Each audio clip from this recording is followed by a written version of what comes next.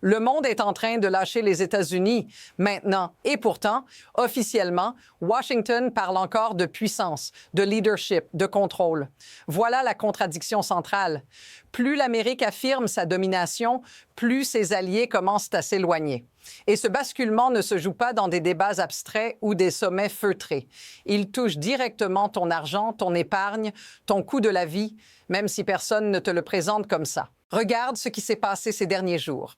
Le Canada a signé des accords massifs avec la Chine pour près de 1 000 milliards de dollars. Pas un signal symbolique, un choix stratégique. En parallèle, Donald Trump ne se contente plus de sous-entendus. Il vise ouvertement le Groenland, pas dans des fuites, pas hors micro, en public. Et quand on lui demande en quoi ce serait différent de l'annexion de la Crimée par la Russie, sa réponse est glaçante par sa simplicité. Je crois que les Européens comprendront que c'est le meilleur résultat pour le Groenland, pour l'Europe et pour les États-Unis. Écoute bien cette phrase, parce qu'elle ne parle pas seulement du Groenland. Elle normalise une idée beaucoup plus large, que les règles peuvent être réécrites si celui qui les viole se juge assez fort, que les alliés doivent comprendre, que la force suffit comme justification. Et ce n'est pas un dérapage isolé. Trump le dit lui-même sans détour, « J'ai fait plus pour l'OTAN que quiconque depuis sa création. Maintenant, l'OTAN doit faire quelque chose pour les États-Unis. » À cet instant précis, une ligne est franchie. Les alliances ne sont plus des engagements, ce sont des leviers. Mais voici le point que presque personne n'affronte encore. Et si cette stratégie ne forçait pas le monde à se soumettre, mais l'incitait à partir, parce que pendant que tout le monde regarde le Groenland, un mécanisme bien plus dangereux s'est déjà enclenché silencieusement sous la surface. Ce qui se passe n'est pas un incident isolé, ce n'est pas une sortie de route. C'est un schéma qui commence à apparaître clairement. D'un côté, une escalade politique et stratégique. De l'autre, une réaction silencieuse mais beaucoup plus lourde de conséquences, la perte de confiance. Regarde comment tout s'emboîte. Trump ne parle pas seulement du Groenland comme d'un territoire, il le décrit comme une base, un point d'appui pour des opérations futures, à la fois économiques et stratégiques. Dans le même temps, le monde réagit. Le Danemark envoie des troupes vers le Groenland. Emmanuel Macron appelle à la riposte. L'indignation monte, mais surtout, l'inquiétude s'installe. Parce que ce genre de discours n'ouvre pas une négociation, il ouvre un précédent. Et ce précédent ne concerne pas que l'Europe. Il concerne chaque pays qui détient des actifs américains, chaque État qui finance le déficit des États-Unis, chaque investisseur qui croyait encore que les règles étaient stables. Quand Trump affirme ne plus se sentir obligé de penser uniquement à la paix, ce n'est pas une phrase en l'air, c'est un signal. Pose-toi la vraie question. Si même les alliés du G7 et de l'OTAN ne peuvent plus exclure l'impensable, qu'est-ce que cela dit du risque réel aujourd'hui dans le système américain? Et surtout, comment ce risque commence-t-il déjà à se refléter là où ça fait le plus mal? Les marchés, la dette et l'argent qui circule. Parce que c'est ici que l'histoire commence vraiment à s'accélérer. Voici le point que les marchés, eux, n'ont pas ignoré une seule seconde. Pendant que le débat public se concentre sur le Groenland et les déclarations choc, quelque chose de très concret s'est mis à craquer en arrière-plan.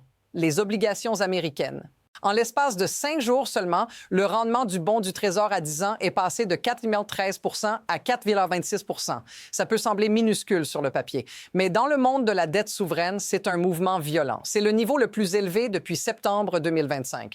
Et ce genre de hausse ne se produit pas par accident. Il traduit une seule chose. Les investisseurs exigent d'être payés davantage pour prêter à l'État américain. Regarde bien ce que ça implique. Quand les taux montent aussi vite, le crédit devient plus cher partout. Les prêts immobiliers, les emprunts des entreprises, le financement de l'économie réelle. Tout se tend d'un coup. Et ce n'est pas une théorie, c'est mécanique. Plus l'État doit offrir des rendements élevés, plus il fragilise la base même de son modèle, l'accès à un capital abondant et bon marché. Mais voici ce que presque personne ne dit clairement. Ce n'est pas seulement un problème de taux, c'est un problème de confiance. Les actions politiques de Trump commencent à attaquer le socle invisible qui soutient toute l'économie américaine. Et ce socle, c'est la certitude que les États-Unis resteront rationnels, prévisibles et solvables. Notice ce qui manque dans les discours officiels.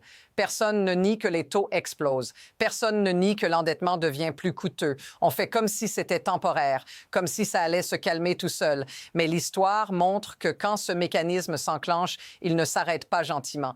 Parce que si les taux restent élevés, une autre ligne rouge est en train d'être approchée. Une ligne qui concerne des montants si énormes qu'ils deviennent presque abstraits, jusqu'au moment où ils ne le sont plus. Alors, regarde maintenant le chiffre que tout le monde évite de fixer trop longtemps. L'an dernier, les États-Unis ont dépassé un seuil historique. Plus de 1 000 milliards de dollars uniquement en paiement d'intérêts sur la dette. Pas pour rembourser le capital, juste pour payer le coût de l'argent déjà emprunté. 1 000 milliards, c'est plus que le budget de Medicare, plus que la défense, plus que Medicaid, environ 50 fois ce que le pays dépense pour l'énergie. Et ce n'est pas un pic exceptionnel. Selon les projections actuelles, ces paiements d'intérêts devraient augmenter de 76 % sur la prochaine décennie pour atteindre environ 1,7 trillion de dollars vers 2035. Ce n'est pas une crise future abstraite, c'est une trajectoire déjà tracée. Voici la contradiction centrale. Pendant que Washington adopte une posture de confrontation totale avec le reste du monde, son économie dépend plus que jamais de ce même monde pour financer ses déficits. C'est le talon d'Achille du système. Et c'est précisément ce que certains acteurs ont compris depuis longtemps. La Chine, par exemple, a commencé à agir bien avant cette dernière escalade. Depuis 2022, Pékin réduit progressivement ses avoirs en bons du Trésor américain. Ce n'est pas idéologique. C'est défensif. Pourquoi financer un pays qui cherche activement à contenir, sanctionner ou affaiblir ton économie? La guerre tarifaire n'a fait que confirmer cette logique. En novembre, la Chine a encore réduit ses avoirs de plus de 6 milliards de dollars. Aujourd'hui, elle détient environ 682 milliards de dollars de dette américaine. C'est le niveau le plus bas depuis 2008, avant même qu'elle n'aide les États-Unis lors de la crise financière. Et cette fois, l'incitation à aider a disparu. Mais observe bien ce détail parce qu'il change tout. Ce retrait n'est pas un geste spectaculaire, c'est un lent désengagement, silencieux, méthodique. Et quand ce type de mouvement commence, il ne fait que s'accélérer. La vraie question devient alors évidente. Si la Chine a compris qu'il fallait sortir, combien d'autres sont en train de se poser exactement la même question? Et que se passe-t-il quand ce n'est plus un pays, mais tout un bloc qui commence à douter? Regarde à quelle vitesse tout commence à se compresser. Ce n'est plus une crise isolée, c'est une accumulation. D'abord, la guerre tarifaire, ensuite la menace sur le Groenland, puis la hausse brutale des taux. Et maintenant, le cœur du financement mondial commence à se tendre. Parce que pendant que la Chine réduit discrètement son exposition, d'autres signaux apparaissent. Le recyclage des dollars, ce mécanisme clé du commerce mondial où les excédents sont réinvestis en dette américaine, commence à se gripper. Pékin n'a plus aucune raison de continuer à prêter à un pays qui ne la considère plus comme un partenaire économique, mais comme une cible stratégique. Et ce n'est pas une posture morale, c'est de l'autopréservation.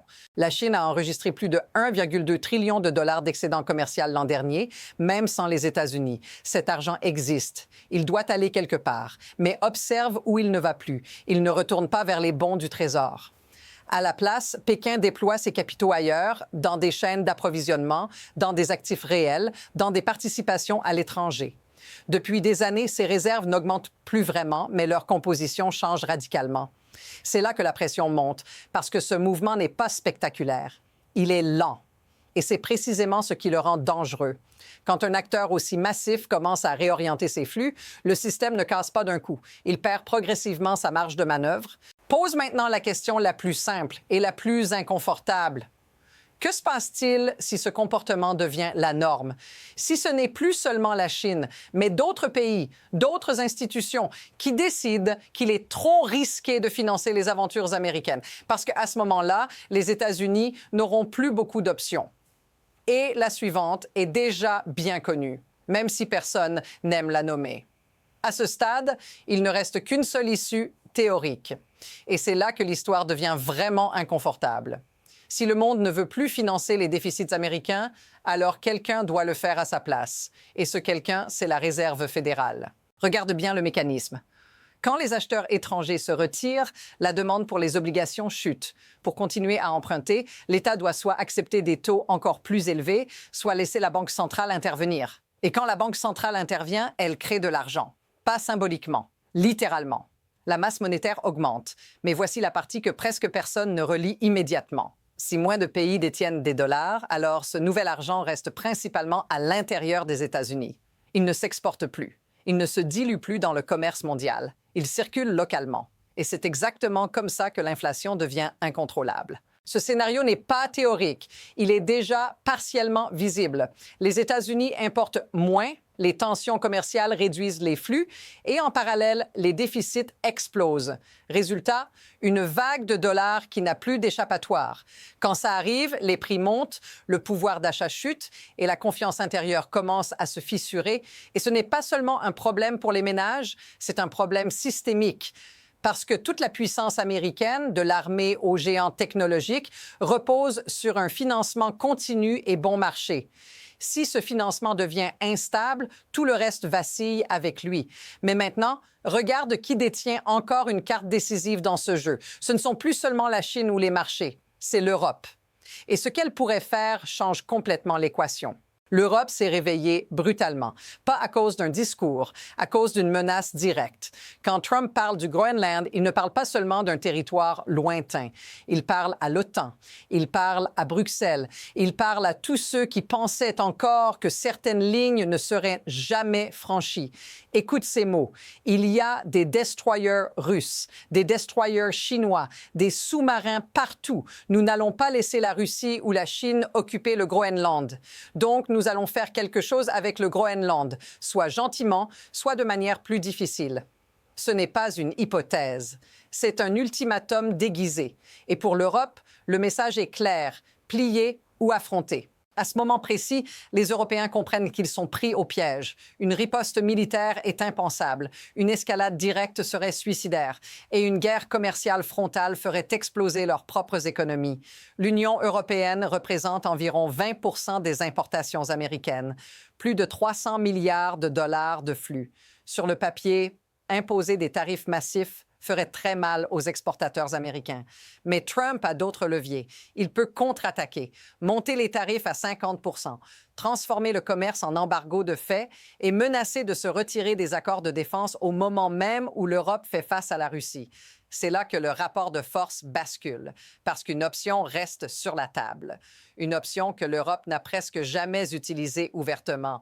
Une option qui ne fait pas de bruit immédiat, mais qui frappe au cœur du système américain. Les Européens détiennent plus de 10 trillions de dollars d'actifs américains, des obligations, des actions, des investissements institutionnels. Ce n'est pas un détail, c'est une dépendance vitale pour Washington. Sans cet argent, les déficits ne tiennent pas, les marchés ne tiennent pas. Le récit de stabilité s'effondre. Et voici la partie que très peu de gens osent formuler. Si l'Europe décidait d'imiter la Chine, de ralentir, puis de stopper l'achat d'actifs américains, elle ne tirerait pas un missile. Elle couperait l'oxygène, lentement, légalement, silencieusement. La question n'est donc plus de savoir si l'Europe peut riposter. La vraie question est jusqu'où elle est prête à aller et ce qui se passe le jour où cette décision est prise. Parce que les chiffres, eux, ne laissent aucune place à l'interprétation. Les investisseurs européens, les banques centrales, les institutions publiques et privées détiennent environ 3,6 trillions de dollars en bons du Trésor américain. À eux seuls, ils représentent près de 40% des détenteurs étrangers. Et si tu ajoutes la Chine et le Canada, deux pays déjà en train de réduire leur exposition, tu arrives à près de 5 trillions de dollars potentiellement instables. Regarde ce que ça signifie concrètement. Si même une fraction de ces acteurs décide de ralentir leurs achats ou pire, de vendre, la pression sur les taux explose. Les rendements doivent grimper pour attirer de nouveaux acheteurs. Et plus les rendements montent, plus le coût de la dette devient insoutenable. C'est un cercle vicieux, auto-alimenté, impossible à arrêter proprement. Mais l'Europe dispose d'un levier encore plus radical et presque jamais évoqué dans les médias grand public. Elle peut imposer des restrictions de capitaux, pas des sanctions bruyantes, pas des annonces spectaculaires, juste des règles. Interdire ou limiter les investissements européens vers les actifs libellés en dollars. Obligations, actions, dettes d'entreprise, tout. Et là, l'impact devient brutal. Les investisseurs européens détiennent environ 2 trillions de dollars d'obligations d'entreprises américaines et près de 6 trillions de dollars en actions. Si cette demande disparaît, même partiellement, les marchés se contractent, les rendements explosent, les valorisations chutent. Les entreprises américaines voient leur financement se raréfier du jour au lendemain. Imagine l'effet domino. Les actions plongent, les ménages se sentent plus pauvres, la consommation ralentit, les projets sont annulés. Même les secteurs les plus intouchables, comme la technologie et l'IA, commencent à vaciller. Les data centers deviennent des coûts, pas des promesses. Les bulles éclatent quand l'argent se retire. Et soudain, ce qui semblait impensable devient crédible. Non pas parce que l'Europe veut détruire le système, mais parce qu'elle n'a plus intérêt à le soutenir. À ce stade, on ne parle plus de politique. On parle de survie économique. La seule chose qui reste incertaine, c'est le déclencheur, le moment précis où cette ligne invisible sera franchie. Parce que si le Groenland devient ce point de rupture, alors la réaction ne sera ni symbolique ni réversible. Voilà l'idée qu'il faut garder, même quand le bruit retombera. Ce qui se joue ici n'est pas une querelle territoriale, ni même une crise diplomatique classique. C'est un test de gravité. Jusqu'où le système américain peut-il être poussé avant que ceux qui le soutiennent cessent d'y croire? Trump ne parie pas seulement sur la force, il parie sur l'inertie, sur le fait que personne n'osera vraiment tirer sur le fil de peur de faire s'effondrer l'ensemble. Mais l'histoire montre toujours la même chose. Les systèmes ne cassent pas quand tout le monde panique. Ils cassent quand trop d'acteurs, calmement, décident qu'il est temps de réduire leur exposition.